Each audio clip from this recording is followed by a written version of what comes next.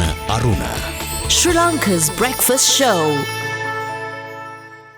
ආයුබෝවන් සුබෝදෑසනක් අද 2020 නොවැම්බර් මාසයේ 5 වෙනිදා අද බ්‍රහස්පතින්දා දිනයක් සුපුරුදු විදිහට රටට ආදරය කරන පරම්පරාව සමගින් අපි දෙරණ අරුණ ඔබ වෙත ගෙනෙන්නට සූදානමින් සිටිනවා. ඉතින් අපි මුලින්ම අවධානය යොමු කරන්නට බලාපොරොත්තු වන්නේ දිවයින පුවත්පතේ ඇතුළු පිටුවක වාර්තා වන්නා වූ ප්‍රකාශයකට සෞඛ්‍ය අමාත්‍යාංශයේ මාධ්‍ය ප්‍රකාශකවරයා සඳහන් කරන ප්‍රකාශය තව අවුරුදු දෙකක්වත් කොවිඩ් සමග දිවිගවන්න වෙයි කියලා ඔහු සඳහන් කරනවා. කොවිඩ්-19 වෛරසය මෙරට තුළ පැතිර යාමේ යම් අවදානමක් පවතින බැවින් තවත් වසර 2ක පමණ කාලයක් වෛරසය සමග දිවිගෙමීමට සිදුවනු ඇතැයි සෞඛ්‍ය අමාත්‍යාංශයේ මාධ්‍ය ප්‍රකාශක වෛද්‍ය ජයරුවන් බණ්ඩාර මහතා සඳහන් කරන බවයි පුවත්පත කියන්නේ. ඉතින් ඊයේ අමාත්‍යාංශයේදී පැවති මාධ්‍ය හමුවකදී ඔහු මේ බව සඳහන් කළා. පවතින වත්මන් තත්ත්වය අනුව දිනකට කොවිඩ් ආසාදිතයන් 400ත් 500ත් අතර ප්‍රමාණයක් ශ්‍රී ලංකාවෙන් වාර්තා වනවා. එය තරමක් දරුණු තත්ත්වයක් කියලා ඔහු සඳහන් කරනවා. මේ වන විට 60,000ක් පමණ ස්වයං නිරෝධායනයට යොමු කර සිටිනවා.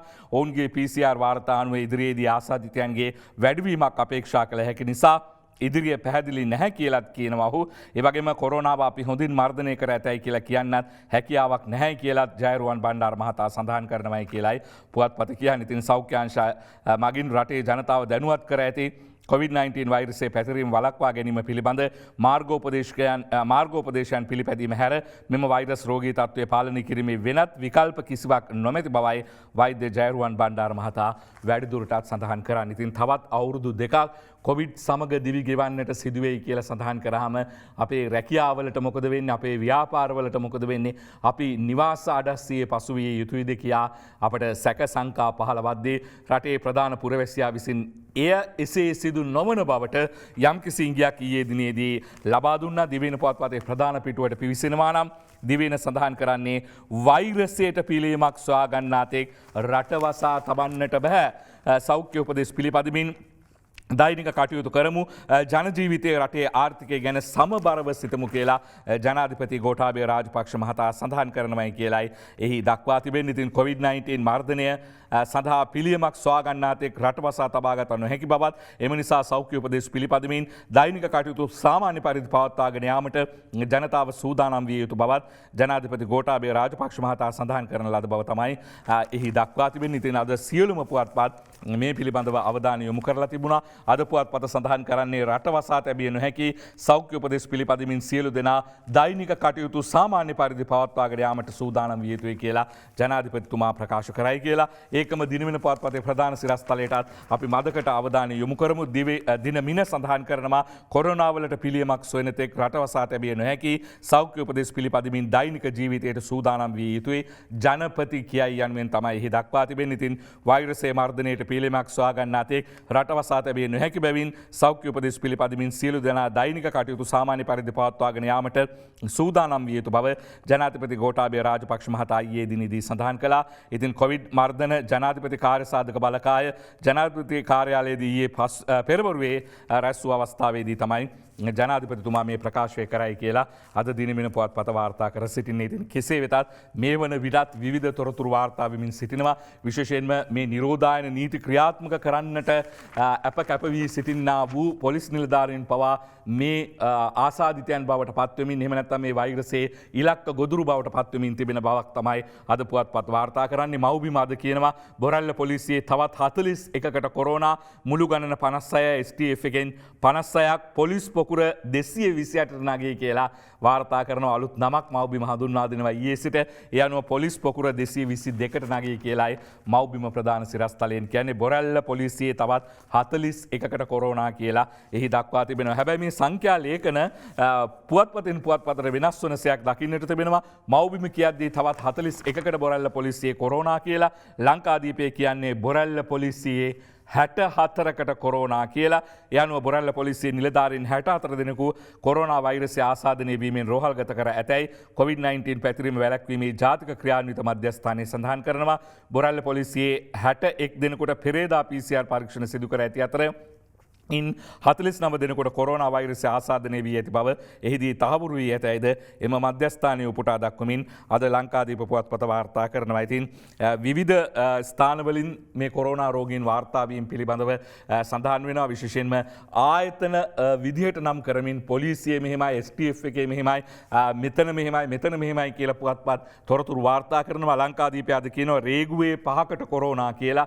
ඉතින් රේගුවේ 5 දෙනෙකුටත් මේ වන විට කොරෝනා ආසාදනයට ලක්වන්නට සිදු වෙලා තිබෙනමයි කියලා තමයි අද ලංකාදීප පුවත්පතේ ප්‍රධාන පිටුවේ සිරස්තලයක් ඔස්සේ මෙලෙසින් වාර්තා කර සිටින්නේ. ඉතින් ඒ එක්කම COVID-19 ආසාදිතයන් ගණන 12187 දක්වා ඉහළට නැග තිබෙනවා. අද පුවත්පතේ සිරස්තලයක් මේ පෑලියගොඩ හා දිවුලපිටිය පොකුර 8709ක් වී තිබෙනවා. පෑලියගොඩ හා දිවුලපිටිය COVID-19 පොකුර තුලින් ඊයේ ඒ කියන්නේ 4 වෙනිදා දිනේදී රෝගීන් 443ක් වාර්තා වීමත් සමග එම පොකුර තුලින් වාර්තා වන සමස්ත රෝගීන් ප්‍රමාණය 8709ක් දක්වා ඉහළ ගොස් තිබෙනවා. ඒ වගේම ශ්‍රී ලංකාවේ සමස්ත COVID-19 රෝගීන්ගේ සංඛ්‍යාවද ඒ අනුව 12187ක් දක්වා ඉහළ ගොස් තිබෙන අතර මියගිය ප්‍රමාණය 24 දෙනෙක් දක්වා ඉහළ ගොස් තිබෙන බවත් වාර්තා වෙනවා. ඉතින් 24 වන රෝගියා වාර්තා වීම පිළිබඳව ඊයේ දිනේදී රජයේ ප්‍රවෘත්ති දෙපාර්තමේන්තුව නිවේදනයක් නිකුත් කළා. ඉතින් එහි අධ්‍යක්ෂ නාලක කළුවැව මහතාගේ අත්සනින් යුතුව ඒ බව තහවුරු කරා. 24 වන රෝගියා ඊයේ දිනේදී මියගිය බව මරුමුවට පත් වුණු බව අද දිවෙන පුවත්පත වාර්තා කරනවා. 24 වෙනි මරණය කොළඹ 13න් වාර්තා වෙයි කියලා. කාන්තාවක් ඒ අනුව ඊයේ දිනේදී මියගිය බව තමයි කොරෝනා ආසාදිත කාන්තාවක් විදිහට මියගිය බව තමයි අද දිවෙන පුවත්පත මෙලෙසින් වාර්තා කර සිටින්නේ. අද දිවයින පුවත්පතම ගෙනෙන සිරස්තලයකට අවධානය යොමු කරමු. පෑලියගොඩට කොරෝනාවේ ගාල්ලෙන්ද සිමෙන්ති නැව්වලා ඉන්දියානුවෝ මාළු ගන්න ගාල්වරායට ගිහින් 24 වෙනි මරණය කොළඹ 13න් වාර්තාවේ. මේ සිරස්තල පෙළගස්වමින් පෑලියගොඩට කොරෝනාවේ ගාල්ලෙන්ද කියලා දිවයින විමසා සිටින්නේ. ඉතින් සමස්ත ආසාදිතයන් ගණන 12000 පැන තිබෙනවා. 5858ක් සුවය ලබා රෝහල් වලින් ගිහින් තිබෙනවා. දින 4ක් ගියත් ගම්පහ 207කගේ PCR වාර්තා ලැබී නොමැති බවයි වාර්තාවන්. ඉතින් අපි දැක්කා රජයේ වෛද්‍ය නිලධාරීන්ගේ සංගමය කියන පැය 48ක් ඉක්ම ගිය පසු මේ PCR වාර්තා ශූන්‍ය වාර්තා බවට පත් වෙනවා. ඒවා භාවිතයට ගත නොහැකි වාර්තා බවට පත් වෙනවා කියලා. නමුත් අද දිවයින පුවත්පත වාර්තා කරන්නේ දින 4ක් ගියත් ගම්පහ 207කගේ PCR වාර්තා ලැබිලා නැහැයි කියලා. ඒකම කොරෝනා වැළඳුණු CID නිලධාරියෙ ගිහින් වැල්ලවාය දිසා මහේස්ත්‍රාත් උසාවිවල නඩු අත්හිටුවා තිබෙන බවත් දිවයින පුවත්පත වාර්තා කරනවා. ඉතින් මේ වන විට දිවයින පුරා අධිකරණවල කටයුතු පවා අඩාල වී තිබෙන සයක් තමයි දැක ගන්නට තිබෙන්නේ. ඉතින් මේ පිළිබඳවත් අවධානය යොමු කරමින් තමයි දිවයින පුවත්පත මේ තොරතුරු සියල්ලම එක්කාසු කරලා පිටු කරලා ඉදිරිපත් කරනු ලබන්නේ. ඉතින් ඒකම ලංකාදීපය අද ඇදිරිය මැද්දේ වාහන ඇද්දේ කියලා සිරස්තලයෙන් යුතුව අපූරු සේයාරුවක් ප්‍රධාන පිටුවේ ඡායාරූපයේ ලෙස වාර්තා කරනවා. බස්නාහිර පළාත පුරා ඇඳිරි නීතිය ක්‍රියාත්මක වුවත් ප්‍රධාන මාර්ගවල බොහෝ රථවාහන ධාවනය වන අයුරු දක්නට ලැබෙනවා. කොළඹ බේස්ලයින් පාරේ ඊයේ දිනේ රථවාහන ධාවනය වූ අයුරු ඡායාරූපයෙන් දක්වා තිබෙන සයක් තමයි අපට දැක ගන්නට ලැබෙන්නේ. ඒකම දිවයින ලංකාදීපය අද පෙළගස්වන්නා වූ මේ COVID-19 සම්බන්ධ ප්‍රවෘත්ති පෙළ මෙහෙම ඉදිරිපත් කරමු. ඉසුරුපාය අද යලි අරි කොළඹ නැව් තටාංගනය යළි ඇරේ මීගම පොලිස් වසම් 293කට කොරෝනා දෙවනි රැල්ල ජනසහන දීමට රජය කෝටි 735ක් වැය කරලා ඔබේ හඬ රටට කියන්නම් සමගි ජනබලවේගෙන් කොරෝනා ගැටලු විසඳන වැඩසටහනක්. රජයේ රෝහල්වල සායන රෝගීන්ට ගෙදරටම අද සිට තැපෑලෙන් බෙහෙත් කියලා මේ සිරස්තල කියනතු මේවා සවිස්තරව දැක්වීමේ අවශ්‍යතාවයක් ඇතිවන්නේ නැහැ. කෙසේ වෙතත් මේ සියලුම ප්‍රධාන සිරස්තලයෙන් මෙහි අන්තර්ගතය පිළිබඳව අවබෝධයක් ලබා ගන්නට හැකියාවක් තිබෙනවා. කෙසේ වෙතත් ඔබේ හඬ රටට කියන්නම් සමගි ජන බලවේගයෙන් කොරෝනා ගැටලු විසඳන වැඩසටහනක් කියන එක සුවිශේෂී ප්‍රවෘත්තියක් කියලා අපි විශ්වාස කරනවා. ඉතින් සමගි ජන බලවේගය එහෙම නැත්නම් විපක්ෂ නායක සජිත් ප්‍රේමදාස මහතා නායකත්වයේ දරන්නා වූ ඒ පිරිස විසින් මේ වන විට දුරකථනයක් හඳුන්වා දීමට දුරකථන අංකයක් හඳුන්වා දීමට සූදානමින් සිටිනවා. ඒ දුරකථන අංකයට Tamanගේ ගැටලු යොමු කරන්නට හැකි කියලා තමයි සමගි ජන බලවේගය සඳහන් කරන්නේ මේ කොරෝනා සම්බන්ධයෙන්. ඉතින් ගැටලු වලට මොකක්ද කරන්නේ? එහෙම නැත්නම් ඒ ගැටලු භාවිතා කරලා දේශපාලනික කටයුතු කරනවද කියන එක හරියටම දැනගන්නට විදිහක් නැහැ. කොහොම වුණත් මේ තත්ත්වය යටතේ මේ දුරකථන අංකයට තමන්ගේ ගැටලු ඉදිරිපත් කරන්නට පුළුවන් කියලා දැනට අපි දක්වා සිටිමු. ඒකම අරුණ පුවත්පත අද වාර්තා කරන සිරස්තල කිහිපයක් තිබෙනවා මේ කොවිඩ් සම්බන්ධයෙන්. ඒ අනුව කොවිඩ් මරණ 24යි. කොළඹ වැලිකඩ බන්ධනාගාරවල රැඳවුවන් 6කට කොවිඩ් නිලධාරියෙකුටත් පොසිටිව් කියලා අද අරුණ පුවත්පත වාර්තා කරනවා. ගුවන් විදුලියේ 4 දෙනෙකුට වැළඳිලා තවත් මාධ්‍යවේදියෙකුටත් කොවිඩ් වැළඳී ඇති බව ඔවුන් කියනවා. කොළඹ ජාතික රෝහලේ කාර්ය මණ්ඩල කුලී නිවෙස් වලින් දොට්ට දමා තිබෙන බවත් අද අරුණ පුවත්පත කියනවා. ඉතින් ඒ යනං ඉතාමත් කනගාටුදායක ශෝචනීය තත්ත්වයක්. ඉසුරුපා යලි විවෘතයි. ඉටුකම අරමුදල රුපියල් මිලියන 1693 පණී කියලත් තොරතුරක් වාර්තා කරනවා. ඉතින් මේ පෙළගස්වා තිබෙන තොරතුරු වලින් විශේෂයෙන්ම කොළඹ ජාතික රෝහලේ කාර්ය මණ්ඩල කුලී නිවෙස් වලින් දොට්ට කියන සිරස්තලයට වැඩි අවධානයක් යොමු කරන්නට සිදු වෙනවා. ඉතින් ඒ විදිහට නම් රටේ ජනතාව හැසිරෙන්නේ මේ සෞඛ්‍ය කාර්ය මණ්ඩල සම්බන්ධයෙන් ගෙනෙන්නට තිබෙන්නා වූ එහෙම නැත්නම් ඔවුන්ට පෙරලා ප්‍රතිචාර දක්වන්නා වූ විදිය මේ නම් ඉතාමත් කනගාටුයි ශෝචනීයයි කියලා තමයි කියන්නට වෙන්නේ. ඒකම ඉටුකම අරමුදල පිළිබඳව විපක්ෂය බොහෝ විට විමසා සිටි අර කොරෝනා පළමු රැල්ල ඇති වුණු අවස්ථාවේදී එක්කාසු කරන ලද මුදලට මොකක්ද වුණේ, මුදල කොහෙද, ඒවා කාගේ හරි සාක්කුවකට ගියාද කියලා විමසා සිටින්දී ආණ්ඩුව කියන්නේ නෑ ඉටුකම අරමුදලේ මුදල් එහෙම්මම තිබෙනවා රුපියල් මිලියන 1693 දක්වා එය ඉහළ ගොස් තිබෙන බව තමයි අද අරුණ පුවත්පත මෙලෙසින් වාර්තා කර සිටින්නේ. ඉතින් ඒකම අද පුවත්පත් දිගින් දිගටම මේ කොරෝනා සම්බන්ධයෙන් තමයි තොරතුරු වාර්තා කරන්නට වැඩි උනන්දුවක් දක්වා තිබෙන්නේ. ඉතින් නාරහෙන්පිට ආර්ථිකය විවෘත කර පැය දෙකකින් එළවලු කිලෝ ලක්ෂයක් විකුණුවා කියලා අද අමාත්‍යවරයාගේ ප්‍රකාශයක් උපුටා දක්වමින් මව්බිම පුවත්පත කියනවා ඊයේ දිනේදී කොළඹ සහ තදාසන්න ප්‍රදේශවල විශේෂයෙන්ම බස්නාහිර පළාතේ තිබෙනා වූ ආර්ථික මධ්‍යස්ථාන කිහිපයක් තොග වෙළඳාම සඳහා පමණක් විවෘත කරා. ඉතින් ඒ තත්ත්වය පිළිබඳවයි අමාත්‍ය මහින්දානන්ද අලුත්ගමගේ මහතා සඳහන් කරන්නේ. නාරහෙන්පිට ආර්ථික මධ්‍යස්ථානයේ ඊයේ දිනේ විවෘත කර පැය දෙකක් ඇතුළත එළවලු කිලෝ ලක්ෂයක් විකිණීමට හැකි වූ බව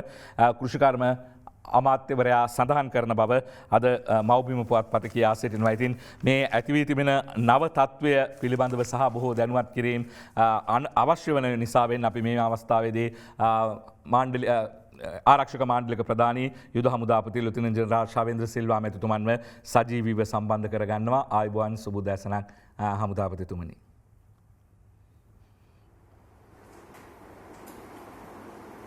අයිබෝන් සුබ දැසනක් සංක.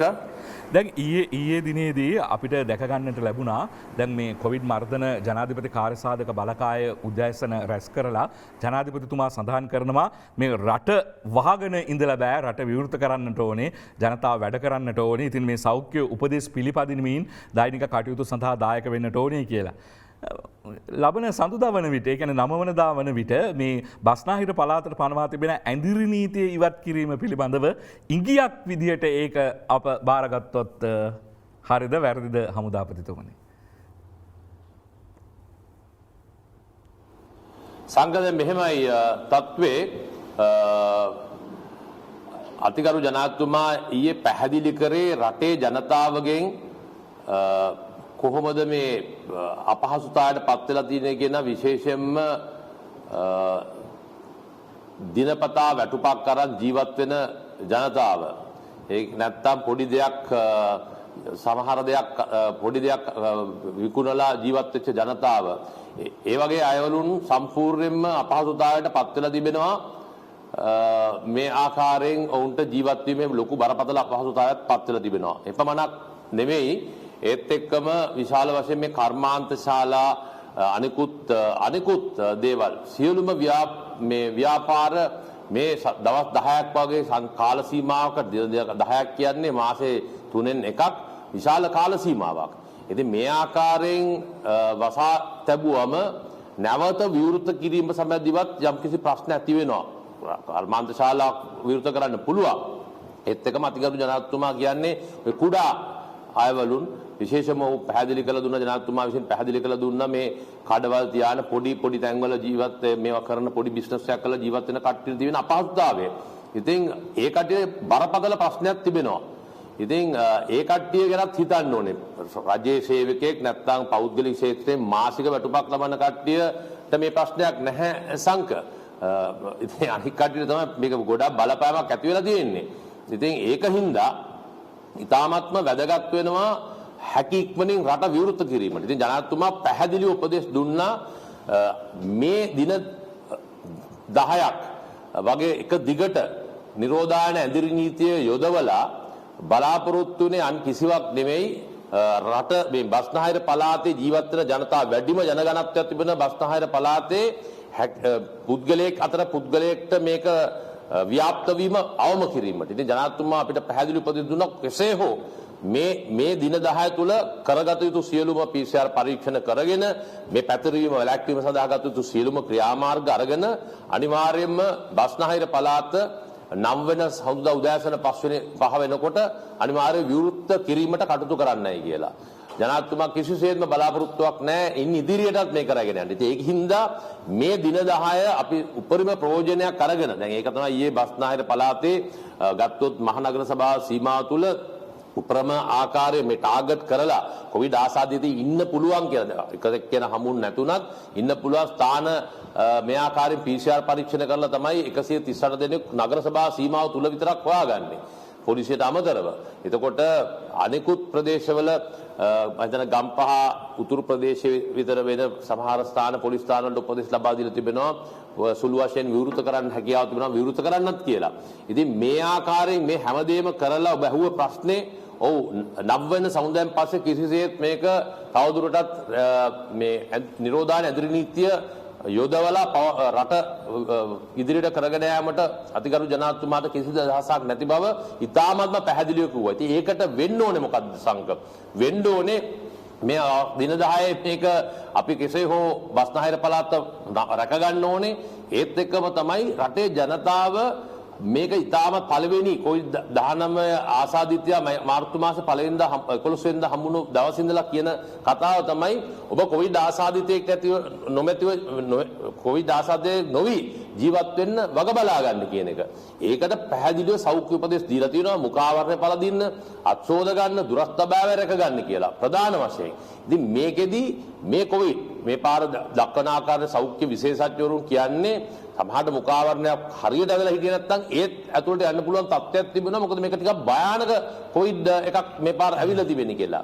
ඒ කියන්නේ ලේසියෙන් තාමත් පහසුවෙන්ම මේක ආසාදනය වෙන්න පුළුවන් කියන තත්ත්වයක් සෞඛ්‍යංශ වලින් කියනවා. ඉතින් එහෙමනම් අපි සම්පූර්ණයෙන්ම අපේ යුතුයකමක් වෙනවා අපි කොවිඩ් ආසාදිතයෙක් නොවි ජීවත් වෙන්න. අපි එතකොට ඉදිරියේදී උනත් ජනාධිපතිතුමා කියන්නේ ආයතන පවත්වාගෙන යද්දී උනත් ඒ ආයතන ප්‍රධානීන් පුද්ගලිකව තම තමුන් පුද්ගලයෙක් වශයෙන් කෙසේද ඔබ ආසාදිතේ නොවි වෙනත් පුද්ගලට ආසාදයක් නොවන ආකාරයෙන් ඉන්න ගමන් රට පවත්වාගෙන යන්නේ කියලා. ඉතින් ඊටමත් වැදගත් වෙනවා අපි කුඩා රටක් කුඩා ආර්ථිකයක් තිබෙන රටක් අපිට මේ වහගෙන ඉන්න හැකියාවක් නැහැ. ඔබ දකින්න ඇති ගිවිසුමානයේදී යුරෝපයේ ප්‍රධාන මේ නායකයන් කතා කරලා කියනවා උන් මාස ගණන් වහලා එළියට එද්දී ආර්ථිකයට වැටලා තියෙන තත්ත්වේ රටේ ජනතාවටම නෙමෙයි මුහුණ දෙන්න වෙන්නේ. දැන් අපි ඔක්කොම එකතු වෙලා මේක දිනන්න ඕන තත්ත්වයක්. මේක රජයක් ජනාධිපතිතුමා අගමැතිතුමා කියලා මේ කණ්ඩායමකට දෙන්න බෑ. මේකේ විවිධ න්‍යාය පත්‍රවල ඉන්න සංක පුද්ගලයන් කියනවා රට වහන්න ඕනේ කියලා. දැන් ජනාධිපතිතුමාගේ ඉරිදා තිබ්බ කාර්යසභාවක වලකායේ ආපු තවත් තර්කයක් ඔව් රටම වහලා තිබ්බොත් නරකද කියලා. ජනාධිපතිතුමා කියන්නේ රට වහලා තියන්න පුළුවන්. ඊයේත් කිව්වා රට වහලා යන්න පුළුවන් මේ කොවිඩ් ආසාදීනේ ඔක්කොම ඇතුලේ ඉන්නේ කියලා. එතකොට පැතිරෙන්නේ නැහැ කියලා. ඒක නෙමෙයි. ඒත් එක්ක රට ඉදිරියට යන එක මිනිසුන්ට කන්න බෝනේ ඕනේ. ඊළඟට ජීවනාලිය ඉදිරියට අරන් යන්න ඕනේ. හෙට උදේ වෙද්දී මේ කොවිඩ් ඉවරලෙද්දී රටේ මේ බඩුවල ගණන් මිනිස්සු අනිත් කට්ටිය මේ දිනපතා ඉන්න කට්ටිය ජීවත් වෙන්නේ නැද්ද? උන් මිනිස්සු නෙමෙයිද? එතකොට පිටරටවල වලින් අපේ රටේ ජනතාව පිටරටවල වලින් අපි යම් කිසි ආකාරයකට නතර කිරීමක් කරා. ඒ කට්ටිය එන්නේ නැද්ද? ඒ කට්ටියත් එන්න ඕනේ. ඉතින් මේ ඔක්කොමත් එක ගත්තන් පස්සේ අපි රට ඉදිරියට යා යුතුයි. ඔබයි ජනතාවගේ අතේ මේක තත්ත්වෙ තිබෙන්නේ. ඔබ කටයුතු කරනවා නම් ඔබ කොවිඩ් ආසාදිතයෙක් නොවි සිටීමට වග බලා ගන්නවා නම් අපිට මේ තත්ත්වෙන් මිදීමට හැකියාවක් තිබෙනවා සංක. එපමණක් නෙමෙයි මේ විස්තර දෙන්න ඕනේ. දැන් නිරෝධායන වෙන්න ගියන් පස්සේ සංක නිරෝධායන විය යුතුයි. විශාල සංඛ්‍යාවක් නිරෝධායන කළා දිනවා පොලිසියෙන් ඇවිල්ලා කොලයක් කලවලා කියලා දිනවා හිටිය යුතු ආකාරය පොලිසිය හමුදාව සෞඛ්‍යංශ එළියට බහැලා ඇවිල්ලා මේ නිරෝධායන වෙන්න කියලා නිවස්වල දාලා තිබෙනවා. ඉතින් ඒක ඒ ආකාරයෙන්ම විය යුතුයි. මේක කරන්න බලන්නේ හැකියක්මනින් කොවිඩ් පරදන්න ලංකාව තුල. ඒත් එක්ක පෞද්ගලික ශාස්ත්‍රයේ සංක ඊයේ වාර්තා වුණා මේ ගිහිල්ලා ලබා දුන්නම් පස්සේ මේ තමුන්ගේ සාම්පල දුන්නාම විස්තර බොරු විස්තර දීලා ගිහිල්ලා මේ පෞද්ගලික රෝහලකට. ඉතින් මේ පුද්ගලයා හොයාගන්න බෑ. එයා පොසිටිව් වෙලා. ඉතින් මේ පුද්ගලයා හොයන එක අපහසුයි. ඉතින් මේ වගේ හොරෙන් ගිහලා දෙන එක නෙමෙයි. මීට ඉස්සරත් කියලා තියෙනවා ඔබට යම්කිසි අපහසුතාවයක් දැනෙනවා නම් කොවිඩ් වගේ තත්ත්වයක් ඇති වෙනවා කියනවා නම් ඉස්සෙල්ලාම නිවෙසටලා නිරෝධායන වෙන්න. නිරෝධායන වෙන ගමන් කෝල් එකක් දීලා PH අයිට MOH කියන්න. ඒකට ඒ කට්ටිය වෙලේ දේ ඔබට ඉදිරි ක්‍රියාමාර්ග මොකක්ද කියලා කියලා දෙයි. කර යුතු දේ කරයි. PCR පරීක්ෂණ ඕනනම් කරයි. එහෙමත් නැතිනම් තමයි යන්න කියලා තියෙන්නේ මේ රෝහලට. නැත්නම් රෝහලට ගමන් කිරීම නෙමෙයි වැදගත් වෙන්නේ. ඉතින් මේ කරුණු කාරණා ගත්තාම පොදුවේ සංඝ අපි අපේ යුතුයකම ඉෂ්ට සිද්ධ කරනවා නම් අපිට මේ සෞන්දර්යයෙන් පස්සේ කිසිම ප්‍රශ්නයක් නැතුව රට විවෘත කරලා අරන් යන්න හැකියාවක් තිබෙන ඒ දේ එසේ කරයි කියලා අපි ප්‍රාර්ථනා කරනවා. එහෙනම් හමුදාපතිතුමනි අද දරන SMS පණිවිඩය නිකුත් වුණාට කමක් නැද්ද? ලබන 9 වන සඳුදා උදෑසන 5ට නිරෝධායන ඇඳිරි නීතිය බස්නාහිර පළාතෙන් ඉවත් කෙරේ කියලා. මම ඇවිල්ලා ඉතාමත් කුඩා පුද්ගලයෙක් සංගමේ මුළු කර්තව්‍යයම රටේ ජනාධිපතිතුමා ගරු අග්‍රාමාත්‍යතුමා ප්‍රමුඛ රජය තමයි මේවා තීරණය කරන්නේ. මම කාර්ය සාධක බලකාය ප්‍රධානියා. හැබැයි ජනාධිපතිතුමා මම දන්නවා දකින්න අපි කාර්ය සාධක බලකායේදී කතා කරන ක්‍රමවේදයන් බැලුවම අතිගරු ජනාධිපතිතුමාට කිසිසේත්ම අවශ්‍යතාවයක් නැහැ සඳුදාගෙන් පස්සේ මේක විවෘත කරලා තබන්න. ඔබට ඍජු ප්‍රතිචාරයක් දුන්නොත් ඇත්ත තත්ත්වයේ ජනාධිපතිතුමා කිසිසේත් අපි දකිනවා සඳුදාගෙන් පස්සේ මේක මේ නිරෝධායන ඇඳිරි නීතිය පනවගෙන බස්නාහිර පළාත වහගෙන ඉන්න කිසිසේත්ම අදහසක් නැහැ. අපි ඒකින්ද කියන්න ඕනේ එතුමාගේ බලාපොරොත්තු එකයි රජයේ බලාපොරොත්තු එකයි ඒකට සහයෝගය දක්වන්න.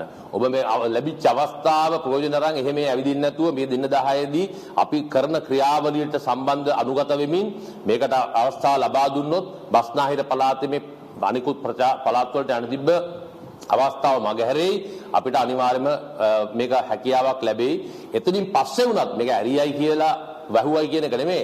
ඇරලා තිබ්බත් වහලා තිබ්බත් මේ අපි හැසිරෙන ක්‍රමවේදය අනුවනේ මේක පැතිරෙන්නේ. අපිට ඒක වළක්ව ගන්න නම් සංක අනිවාර්යයෙන්ම බස්නාහිර පළාත බැහුවේ අරිනවද කියලා ඔව් දැනට තිබෙන තත්ත්වයන් අනිවාර්යයෙන්ම අරින්න තමයි බලාපොරොත්තු. අපි දකින්නේ වහගෙන ඉන්න ඕන වුණත් වහන්න බෑ. වහගෙන ඉන්න හැකියාවක් නැහැ. අනිවාර්යයෙන්ම විවෘත විය යුතුයි. ඒ සඳහා එහෙම විවෘත වුණන් පස්සේ අපි කෙසේද කටයුතු කරන්න කියන එක සම්බන්ධයෙන් සෑම පුද්ගලයෙක්ම තමුන් හිතිය යුතු ආකාරය ගැන හොඳ අවබෝධයකින් සෞදුදා උදෑසනෙන් පස්සේ පැමිණෙන්න කියන එකයි කියන්න තිබෙන්නේ. දැන් ඔබතුමා කලින් සඳහන් කළා විදේශගත ශ්‍රී ලාංකිකයන් ශ්‍රී ලංකාවට ගෙන්වා ගැනීමට අවශ්‍යයි කියලා. දැන් සෞදි අරාබියේ සිරවී සිටින 48 දෙනෙක් ලංකාවට ගෙන්වා ගැනීමට පැය 48ක් තුළ ඔවුන් ගෙන්වා ගැනීමට කටයුතු කරනවා කියලා මට මතක විදිහට 100 ගාණක් තොරතුරු වාර්තා වෙනවා. මේක නිවැරදි තොරතුරක්ද හමුදාපතිතුමනි? සම්පූර්ණ නිවැරදි නෑ. ඒක සම්පූර්ණ අසත්‍ය තොරතුරක්. අතිගරු ජනාධිපතිතුමා පෙරේදා තිබ්බ කාර්යසාධක බලකායේදී ඉතාමත් වගකීමෙන් යුතුව කිය යුතුයි. ජනාධිපතිතුමා මේ සමැදිව කටයුතු කරන්න හේතුනේ 150ක කණ්ඩායමක් විදේශ අමාත්‍යාංශයේ ලේකම්තුමා විසින් ඇත්තට මටත් දැනුම් දෙලා අපි දෙන්නම කතා කරලා ජනාධිපතිතුමාට ඒ අවස්ථාවේ දැනුම් දුන්නා. මෙන්න මෙහෙම මේ පාක් එකක 150ක වගේ කණ්ඩායමක් පාක් එකක ඉන්නවකම ජනාධිපතිතුමා ඇත්තටම මේ මේවා වුණා. ඇත්තටම ජනාධිපතිතුමා ඔබ දන්නවා ගොඩක් සෙන්සිටිව්. ඉතින් මේ කට්ටියක් ඉන්නවාද කියලා ඉතින් මේ தත්ත්වයේ කිව්වන් පස්සේ මේ කට්ටිය වහම ගෙන්න ගන්න කියලා අවස්ථාවේ උපදෙස් ලබා දුන්නා. විදේශ අමාත්‍යාංශයේ ලේකම්තුමාටත් මම තුමත් එක්ක කතා කරා. හැකි ඉක්මනින් ඒ 150 දෙනාව ගෙන්න ගන්න කියලා අනිවාර්යයෙන්ම උපදෙස් ලබා දුන්නා. මැද පෙරදිග ඩුබායි රාජ්‍ය සම්බන්ධයෙන් මේක කිව්වේ. ඒ 150 දෙනා ගෙන්න ගන්න කටයුතු කරන්න කිව්වා. ඒත් එක්කම විදේශ අමාත්‍යාංශයේ ලේකම්තුමා එක්කම අපි සාකච්ඡා කරනු ලැබුවා. අපි ඉතින් හැකි ඉක්මනින් අපේ රටේ ජනතාව වුන් හිර වෙලා ඉන්නවා. උන් ගොඩාක් අපහසුතාවයන් වල පත් වෙලා තිබෙනවා.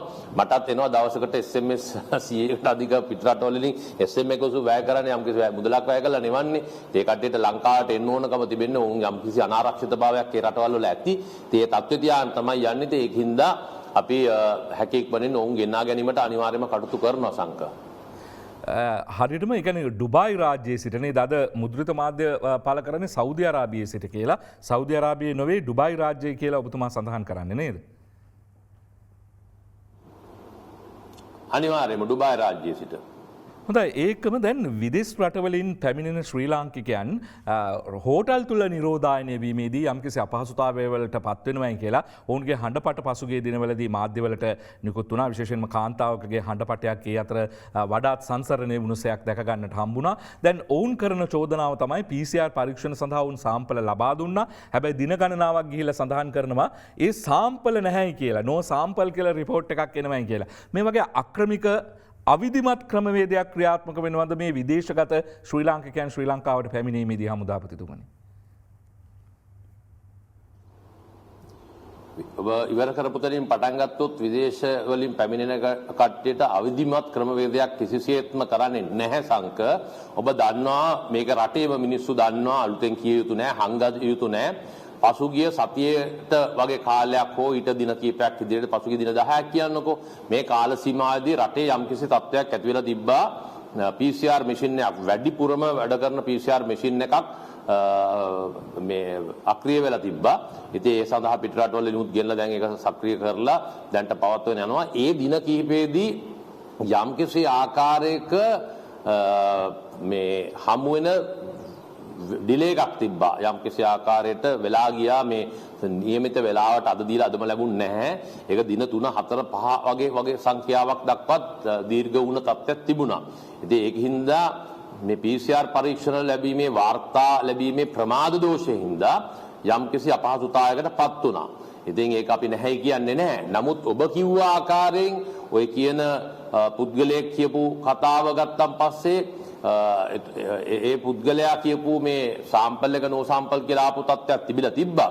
නමුත් ඒකට මේ තරම් කලබල වෙ යුතු නැහැ. නෝ සාම්පල් තමුන්ගේ ආවා. අපහසුතාවය තියෙන එතුමියට වෙන්න පුළුවන්.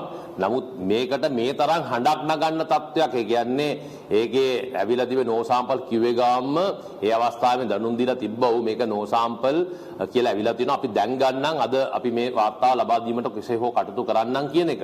ඉතින් ඒකට ඊ타මත්ම මම හිතන්නේ ප්‍රතිචාර දක්වපු ක්‍රමවේදය ගැන අපි කියන්න ඕනේ නැහැ. ජනතාව මම හිතන්නේ දන්නවා ඊ타මත් හොඳින් බුද්ධිමත් ජනතාවක් ශ්‍රී ලංකාවේ ඉන්නේ. ඔවුන් ඒ පිළිබඳව ඊ타මත් හොඳ අවබෝධයක් තිබෙනවා. ඒ ආකාරයෙන්ම කියන්නේ ඒකෙදි හමුදාවට විශාල පහරක් එල්ල කරනවා. ඒකවත් වෛද්‍යවරයෙක් වුණාම අඩුම ගන්න දැනගන්න ඕනේ PCR පරීක්ෂණය කරන්නේ මේ කවුද කියන එකවත්. ඒ දැනුම තිබෙන්නේ නැති තත්ත්වෙකුත් තිබ්බා. ඒ කියන්නේ විශේෂයෙන්ම ගත්තන් පස්සේ මේක MOH ගත්තේ කියලා පැහැදිලිව වෛද්‍යවරයා කියනවා.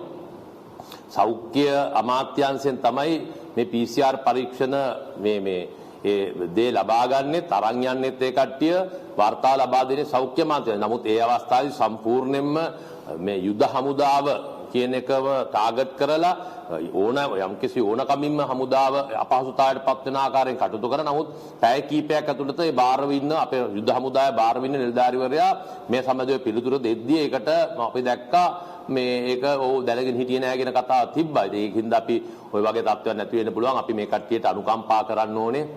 යුද හමුදාව ලෝකෙ දින මානුෂීය යුද හමුදාව සහ ත්‍රිවිධ හමුදාවක් මේ රටේ තිබෙන්නේ. අපි මේ වගේ සැලෙන්නේ නැහැ. සමහර විවිධ න්‍යාය පත්‍ර වලට හෝ යම්කිසි ආබාධ වලට ලක් වෙච්ච හෝ යම්කිසි අපහසුතාවයන් යටතේ පුද්ගලයන් එක දේවල් කියන්න පුළුවන්. අපි තේරුම් ගන්න ඕනේ. උමුත් සමහරලාට කාමරයකට දින 14ක් දින 10ක් ඉද්දි අපහසුතාවයන් වලට පත් වෙන පුද්ගලයන් මේ රටේ ඉන්නවා. අපි නෙමෙයි අපිටත් ඒ තත්ත්වයට යොත් ඒ තත්ත්වය අපි මේ තත්ත්වයට නෑ. නමුත් අපි මානසික ටිකක් යම්කිසි ආකාරයක තත්ත්වයක ඉන්න මිනිස්සු.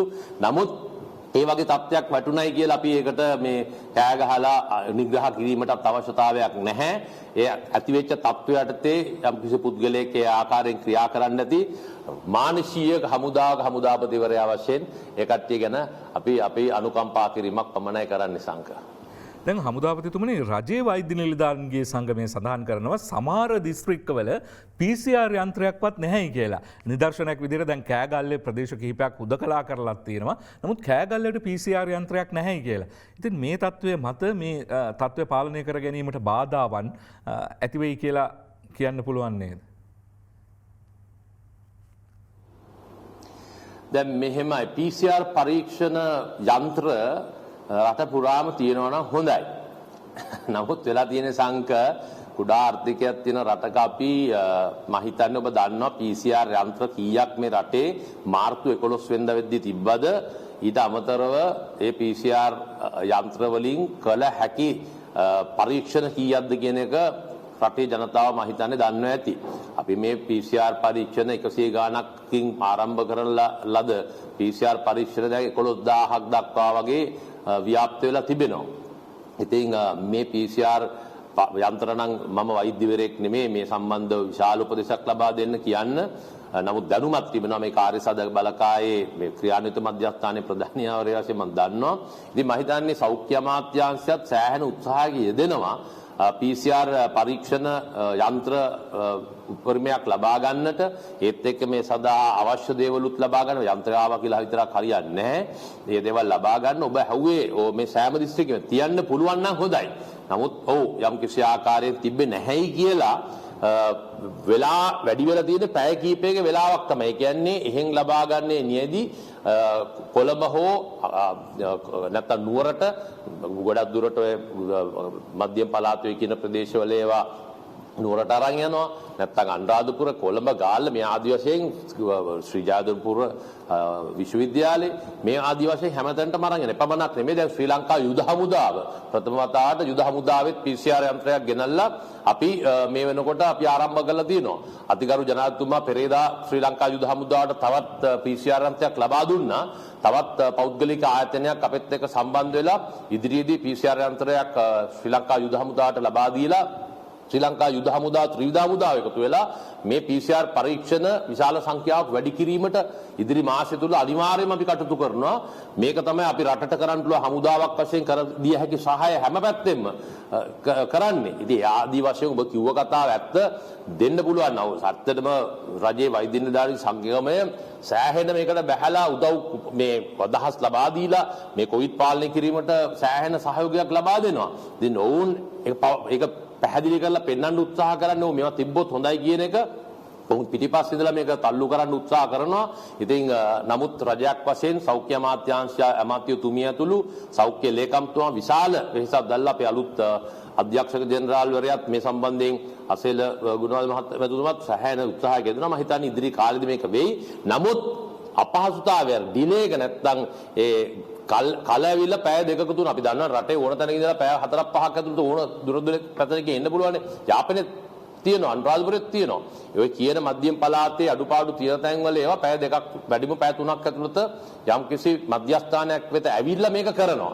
ඉතින් සමහර ඒ තත්ත්වයේ යටතේ සමහර කට්ටිය කියන ඔව් අපේ ඉන්න කාර්ය කරන කට්ටියක් ඉන්න බෑ. ඒකින්ද යන්ත්‍ර තියෙන ස්ථානයකට ගෙනාවොත් ඒ කාර්ය මණ්ඩලයත් වැඩියෙන් හින්දා යන්ත්‍ර වැඩි කිරීම වැදගත් කියන තර්කයකුත් තියෙනවා.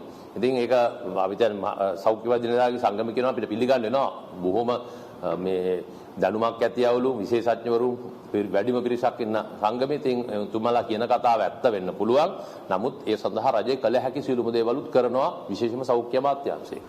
අපි බෙහෙවින්ම ස්තුතිවන්ත වනවා කොවිඩ් මර්ධන ජනාධිපති කාර්යසාධක බලකායේ ප්‍රධානී ආරක්ෂක මාණ්ඩලික ප්‍රධානී යුද හමුදාපති ලෙතනන්ට් ජෙනරාල් ශවේන්ද්‍ර සිල්වා මහතුමන්ට මේ සියලුම දැනුවත් කිරීම පිළිබඳව අපි කෙටි විරාමයකින් නික්විතව තවත් බොහෝ තොරතුරු සමගින් හමු වෙමු.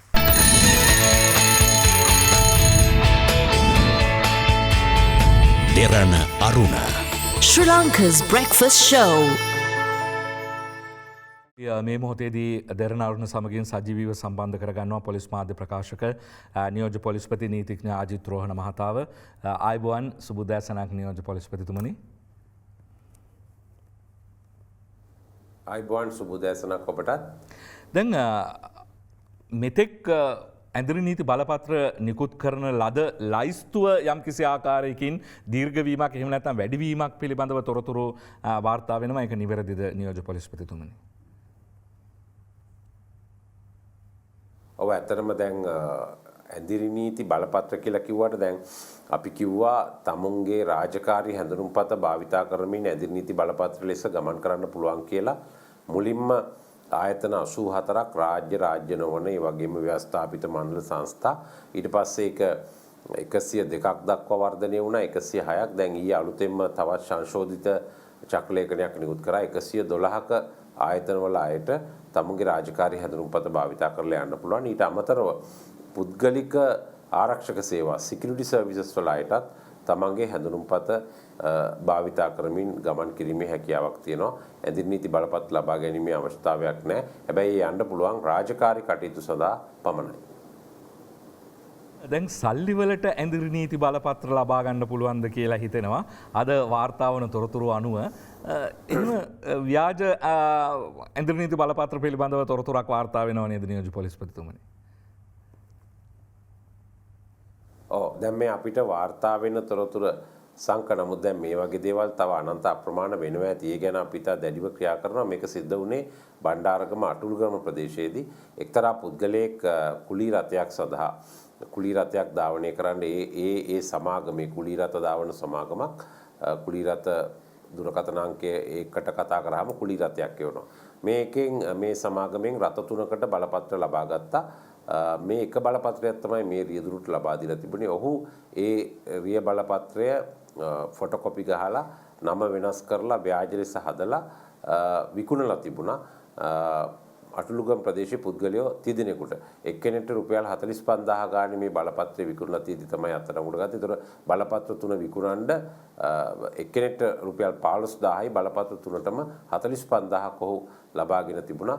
ඊට පස්සේ ඔහු ඊයේ අධිකාරියට ඉදිරිපත් කරා. විශේෂයෙන්ම එකක් නිරෝධායන රීති වලට පටහැනිව කටයුතු කිරීම, අනිත් එක කූට ලේඛන සෑදීම, වංචා කිරීම මේ චෝදනා යටතේ. ඉතින් මේ වගේ තව අවභාවිතා කරන පිරිස ඉන්න පුළුවන්. ඒ නිසා අපි එවැනි බලපත්‍ර ලබා ගන්න අයට දරුම් දෙනවා. කිසිම ආකාරයක මෙවැනි ක්‍රියා කරන්න එපා. අපරාධ නීතිය යටතේ වරදක් කරනවා. ඒ වගේම එහෙම යම්කිසි කෙනෙක් තුන්වෙනි පාර්ශවයකින් බලපත්‍ර හොරෙන් ලබාගෙන කටයුතු කරනවා නම් ඒ බලපත්‍ර ලබා ගන්න අයට ඒ වගේ මේ වාහන පාවිච්චි කරන වාහනත් අපේ බාරයට අරගෙන අත්අඩංගුවට ගන්න සිද්ධ වෙනවා. මොකද මෙතන බලාපොරොත්තු වෙන එකම දේ තමයි මේ රෝගය වැළැක්වීමට අවශ්‍ය පියවර ගන්න අතර අත්‍යවශ්‍ය සේවා පවත්වාගෙන යාම. ඒවා සමහර වෙලාවට ආසාදිත බල ප්‍රදේශවල ඉන්න අයට මේ ආකාරයට විකුණුවොත් අපි බලාපොරොත්තු වෙන දේ වෙන්නේ නැහැ. රෝගය තවත් ව්‍යාප්ත වෙනවා. ඒ නිසා ඊට දැඩි ක්‍රියාමාර්ග ඒ සම්බන්ධයෙන් ගනු ලබනවා. දැන් ඇඳිරි නීති එහෙම නැත්නම් නිරෝධායන ඇඳිරි නීති බලපත්‍ර සම්බන්ධයෙන් අවධානය යොමු කරද්දී ඊයේ රාත්‍රියේ අලුත් පාර්ලිමේන්තුවට සහභාගී වුණු ව්‍යාපාරිකයන් ව්‍යවසායකයන් නගපු චෝදනාවක් තමයි නියෝජ්‍ය පොලිස්පතිතුමනි මේ සේවකයන් ප්‍රවාහනය කිරීම සඳහා නිසි ක්‍රමවේදයක් තිබුණත් කර්මාන්ත පවත්වාගෙන යන්නට අවශ්‍ය අමුද්‍රව්‍ය දිවයින විවිධ ප්‍රදේශවලින් ගෙන්වන්නට සිදු වෙනවා. ඒවා ප්‍රවාහනය සඳහා බාධා තිබෙනවා කියලා විශේෂයෙන්ම ආයෝජන ප්‍රවර්ධන මණ්ඩලයට අයිති වන සමාගම් වලට සහ අපනයන සංවර්ධන මණ්ඩලයට අයිති වන සමාගම් වලට මේ හැකියාව තිබුණත් සෙසු විශේෂයෙන්ම මධ්‍ය පරිමාණ ව්‍යාපාරිකයන්ට තමන්ගේ අමුද්‍රව්‍ය ප්‍රවාහනය සඳහා බාධා තියෙනවා කියලා. ඉතින් අපි පොරොන්දු වුණා අද උදෑසන ඔබතුමාගෙන් අහලා මේකට පිළිතුරක් ලබා දෙන්නම් කියලා. ඒ අයට මොකක්ද ලබා දෙන සහනය? නෑ අනිවාර්යෙන්ම ඒ ආයතන පවත්වාගෙන යන්න ඕනේ. ඒක කිසිම බාධාවක් නෑ. මේ සම්බන්ධව පසුගිය දින කිහිපේ පැවැත්විච්ච රැස්වීමවලදී සහභාගී මේ සම්බන්ධව සාකච්ඡා වුණා. දැන් ඒ ප්‍රදේශවල ඉන්න දිසාපතිවරු ඉන්නවා. ඒ වගේම ජ්‍යෙෂ්ඨ නියෝජ්‍ය පොලිස්පතිවරු ඉන්නවා. ඒ අයගෙන් මේ බලපත්‍ර කිසිම බාධාවකින් තොරව ලබා ගන්න පුළුවන්. ඒ අනිත් ආයතන තියෙනවා නම් නමුත් ඒකට අපි දැන් තමයි ওই ප්‍රශ්නය අනාවරණය වුණේ. දැන් ඔබ කිව්වට පස්සේ අපිට පුළුවන් ඒ ක්‍රමවේදයක් සකස් කරන්න. කිසිම ප්‍රශ්නයක් නැහැ. මොකද මේ නිෂ්පාදනය ඒ වගේම මේ කටයුතු අනිවාර්යයෙන් සිද්ධ වෙන්න ඕනේ. එහෙම සිද්ධ වෙන්න ඕන නම් අමුද්‍රව්‍ය අවශ්‍ය වෙනවා. ඒකට ක්‍රමවේදයක් සකස් කරන්න පුළුවන්. අපි ඒ ගැන අද දවස් ඇතුළත කතා කරලා ක්‍රමවේදයක් සකස් කරන්න. එහෙම යම්කිසි බස්නාහිර පළාතට පිට ප්‍රදේශයක ඉඳලා එහෙම අමුද්‍රව්‍ය ගේනවා නම් ඒ පිළිබඳව කිසිම බාධාවකින් තොරව රැගෙන ඉන්න පුළුවන් ක්‍රමවේදයක් සකස් කරන්න. මොකද අපිට මෙච්චර කාලයක් මතුනේ මේ කර්මාන්තශාලා පවත්වාගෙන යනවා. ඒ වගේ ප්‍රශ්න මිසක් මේ අමුද්‍රව්‍ය ගැන ප්‍රශ්නයක් මතුන්නේ නැහැ. ඒක අපිට निराකරණය කරන්න පුළුවන් ඉතා ඉක්මනින්. දැන් කොළඹින් පිටවුණු පුද්ගලයන් ඇඳිරි නීතිය පනවන්නට පෙර ආතෝ කොළඹින් පිටවුණු පුද්ගලයන්ගේ සැපසනීප එහෙම කොහොමද නියෝජ්‍ය පොලිස්පතිතුමනි? ඔව් දැන් 550ක් විතර නිරෝධායනය වෙනවා. දැන් ඒගොල්ලෝ මම හිතන්නේ 12 වෙනිදා විතර තමයි ආපහු ඒ නිරෝධායන කටයුතු අවසන් කරලා එන්නේ. ඒ වගේම තවත් ගිය පිරිස් එන්න පුළුවන් බස්නාහිර පළාත ඇරියට පස්සේ. ඉතින් ඒ අය සම්බන්ධයෙන්ුත් අපි සොයා බලලා ඒ අයට එරෙහිව අදාළ නීතිය ක්‍රියාත්මක කිරීමට බලාපොරොත්තු වෙනවා. ඒ වගේම සංක විශේෂයෙන්ම කියන්න ඕනේ දැන් මේ හුදෙකලා කරපු ප්‍රදේශ තියෙනවා. ඒ වගේම දැන් සමහර ප්‍රදේශවල ඒ ප්‍රාදේශීය සෞඛ්‍ය වෛද්‍ය නිලධාරීන් කටයුතු කරපු ප්‍රදේශ තියෙනවා. ඉතින් ඒවායේ ජනතාව මේ යමාකාරයක නිරෝධායන රීතීන් වලට පටහැනිව කටයුතු කරන බවට වාර්තා වෙලා තියෙනවා. ඒවා ගැනත් අපි නිරන්තරයෙන් සොයා බලනවා. සමහර වෙලාවට ඇදිරි නීතිය තියෙන්න පුළුවන්, ඇදිරි නීතිය ඉවත් කරන්න පුළුවන්. නමුත් ඇදිරි නීතිය තියෙන ප්‍රදේශයක වුණත් නැති ප්‍රදේශයක වුණත් නිරෝධායනය වෙන්න කියලා බෝඩ් එකක් ගැහුවට පස්සේ, දැන්වීමක් කැලෙව්වට පස්සේ ඒ අය ඒ නිවෙස්වලම රැඳී සිටීම අනිවාර්ය වෙනවා. පිටතට යන්න බෑ. ඒ වගේම පිටායට එම ස්ථාන වලට එන්නත් බෑ. ඉතින් මේක හොඳටම මතක තියාගන්න ඕනේ. ඒ අයට විරුද්ධව එහෙම අනුබල දෙන අය ඉන්නවනම් ඒ අයට විරුද්ධව ක්‍රියා කිරීමට සිද්ධ වෙනවා. ඒ උපදෙස් වලට අනුගතව කටයුතු කළේ නැත්තම්.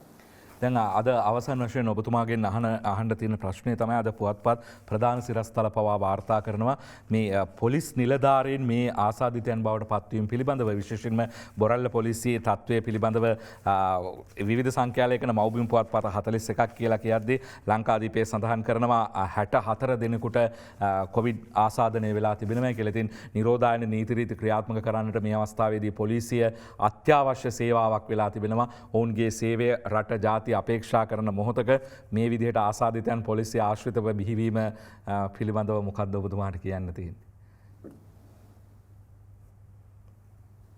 ඔව් ඒක ඇත්තටම ඉතින් අපේ මේ මත්ස්‍ය වෙළඳපොළට ගිය නිලධාරීන් මේ නියම ආරක්ෂක ක්‍රම අනුගමනය කරේ නැති එකේ ප්‍රතිඵලයක්. නමුත් ඉතින් ඇත්තට මේ මත්ස්‍ය වෙළඳපොළේ නැති වෙච්ච පොකුර ඊටාම සංකීර්ණ සීග්‍රයෙන් ව්‍යාප්ත වෙන පොකුරක්. කෙසේ වෙතත් ඔය රෝගීන් දවසින් දවස බිහි වෙන්නේ පොලිසිය දැන් රාජකාරී කරන අයගෙන් නෙමෙයි. ඒ අය නිරෝධායන කඳවුරු 3ක නිරෝධායනය වෙනවා. ඒ වගේම බැරැක්කවල කඳවුරු වල නිරෝධායනය වෙනවා. ඒ අයගේ PCR පරීක්ෂණ වල ප්‍රතිඵල තමයි ඔය නිකුත් වෙන්නේ. එහෙම නැතුව දැන් මේ අවස්ථාවේ බොරැල්ල පොලිසියේ ඉන්න අය 40 ගාණක් පොසිටිව් වෙලා නැහැ. ඒ 40 ගාණ කියලා කියන්නේ එක දවසක් ඇතුළත නෙමෙයි.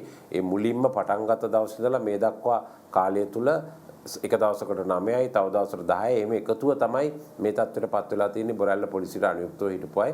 ඉතින් කෙසේ වෙතත් ඒ අය එන්නේ නිරෝධායන කඳවුරු වලින් සහ නිරෝධායනයට ලක් කරලා තියෙන ප්‍රදේශ වලින්. ඉතින් ඒක පාලනය වෙලා තියෙන්නේ අපි විශ්වාස කරන විදිහට. මොකද පිටතින් දැනට බොරැල්ල පොලිස් ස්ථානට අනුයුක්ත නිලධාරීන්ගෙන් මේක බිහි වෙන්නේ නැහැ. කෙසේ වෙතත් අපි ඒ තත්ත්වය පාලනය කරලා තියෙනවා. ඒ වගේම පොලිසියේ කටයුතු සාමාන්‍ය පරිදි සිද්ධ වෙනවා. අපි විශේෂයෙන්ම ස්තුතිවන්ත වනවා ඒ සියලුම දැනුවත් කිරීම සම්බන්ධයෙන් පොලිස් මාධ්‍ය ප්‍රකාශක නියෝජ්‍ය පොලිස්පති නීතිඥ අජිත් රෝහණ මහතාට අද දිවෙන පුවත්පත ගෙනෙන සිරස්තලයකට අවධානය යොමු කරමු. කොරෝනා ආසාදිතයන් සිතියම් ගත කරන්න නැතිනම් තාක්ෂණික කමිටුවෙන් ඉවත් වෙනවයි කියලා රජයේ වෛද්‍ය නිලධාරීන්ගේ සංගමය සඳහන් කරනවා. ශ්‍රී ලංකාවේ COVID-19 ආසාදිතයන් වාර්තා වීම සිතියම් ගත කිරීම අවශ්‍ය බවත් එසේ කිරීමට අදාළ අංශ කටයුතු නොකරන්නේ නම් රජයේ වෛද්‍ය නිලධාරීන්ගේ සංගමයේ සෞඛ්‍ය අමාත්‍යාංශ තාක්ෂණික කමිටුව වෙත ලබා දෙන සක්‍රිය දායකත්වයෙන් ඉවත්වීමට තීරණයක් ගෙන ඇති බවත් එම සමගමේ සංස්කාරක වෛද්‍ය හරිත අලුත්ගේ මහතා ඊයේ දිනේදී සඳහන් කළා. ඉතින් කොරෝනා වගේම කොරෝනා සම්බන්ධයෙන් එහෙම නැත්නම් COVID-19 ආසාදිතයන් පිළිබඳව වාර්තාගත ලෝක බලවතා පිළිබඳව දැන් මුළු ලෝකෙම බලාගෙන ඉන්නවා. ඒ මෙච්චර කාලයක් බලාගෙන හිටියේ මරණ සංඛ්‍යාව සහ ආසාදිතයන් සංඛ්‍යාවෙන් වාර්තාගත තත්වයකට වුන් පත්වීම නිසා. නමුත් දැන් එහි පළමු පුරවැසියා තෝරාපත් කර ගැනීමේ සටනට තමයි අවධානය යොමු වෙන්නේ. දැන් අද ඉංග්‍රීසි පුවත්පත් නම් සියලුම ඉංග්‍රීසි පුවත්පත්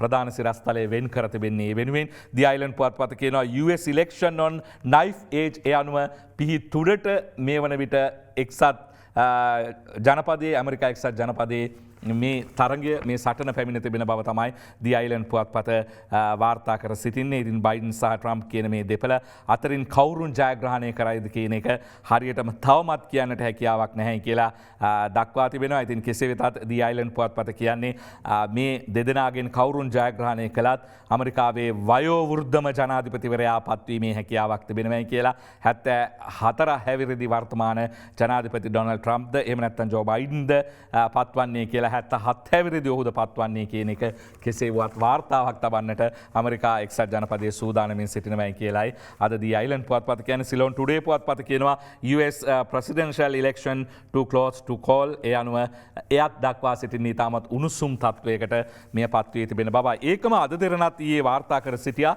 ලංකාදීපයේ මේ සිරස්තලයේ ඡන්දය වංචාවක් ප්‍රතිඵලය කුමක් වුවත් උසාවි යනවා ජනාධිපති ට්‍රම්ප් කියයි යන්නෙන් තමයි එහි දක්වා තිබෙන්නේ. ඇමරිකානු ජනාධිපතිවරණයේ ඡන්දය ඡන්ද ප්‍රතිඵලය කුමක්වත් තමන් එය අභියෝගයට ලක් කරමින් ශ්‍රේෂ්ඨාධිකරණයට යන බව ජනාධිපති ඩොනල්ඩ් ට්‍රම්ප් ඊයේ ප්‍රකාශ කළා. ඇමරිකාවේ ජනපද රැසක ඡන්ද ප්‍රතිඵල නිකුත් වී තිබුණත් ඊයේ පස්වරුවේ මේ පුවත්පත මුද්‍රණයට යන විටත් ජයග්‍රාහකයෙකු ප්‍රකාශයට පත් කිරීමට නොහැකි තත්ත්වයක් තිබුණයි කියලා තමයි ලංකාදීපේ කියන්නේ. ඉතින් මේ වන විටත් අපි දන්නවා ඡන්ද විද්‍යාලවලින් වාර්තා වන්නා වූ තොරතුරු අනුව හරියටම කියන්නට හැකියාවක් නැහැ මේ දෙපළගෙන් කවුද ජයග්‍රහණයට පත්වන්නේ කියලා. ඉතින් මේ ඇමරිකා එක්සත් ජනපදයේ වර්තමාන තත්ත්වය.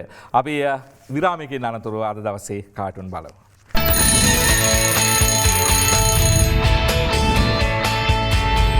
Derana Aruna, Sri Lanka's breakfast show.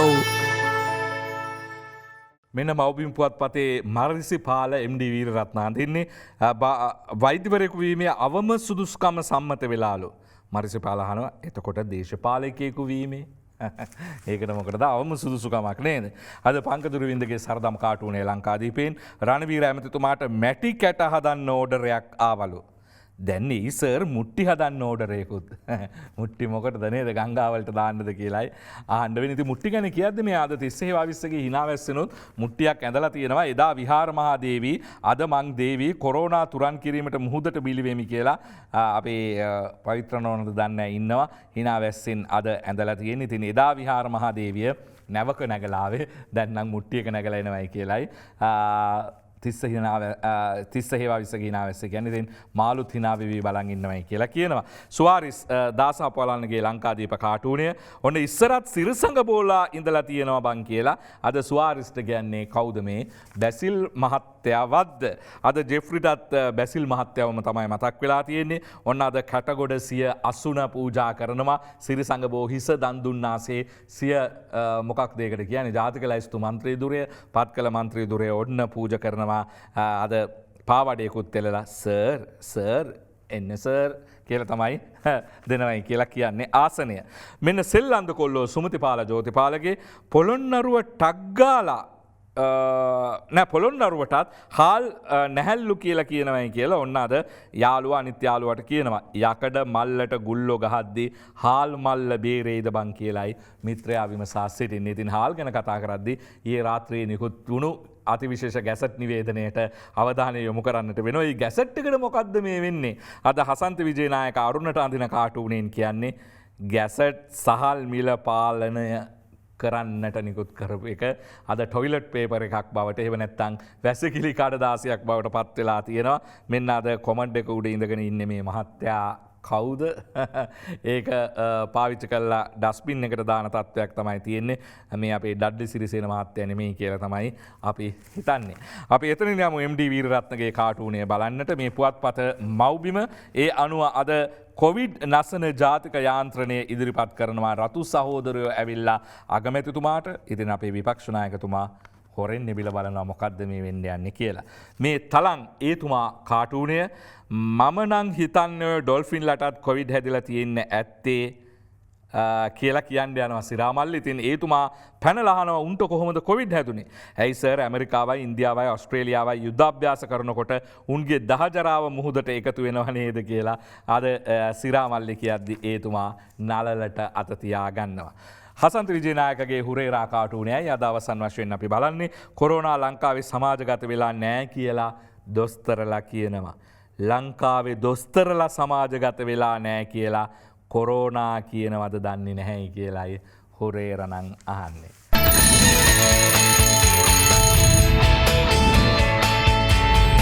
Derana Aruna, Sri Lanka's breakfast show.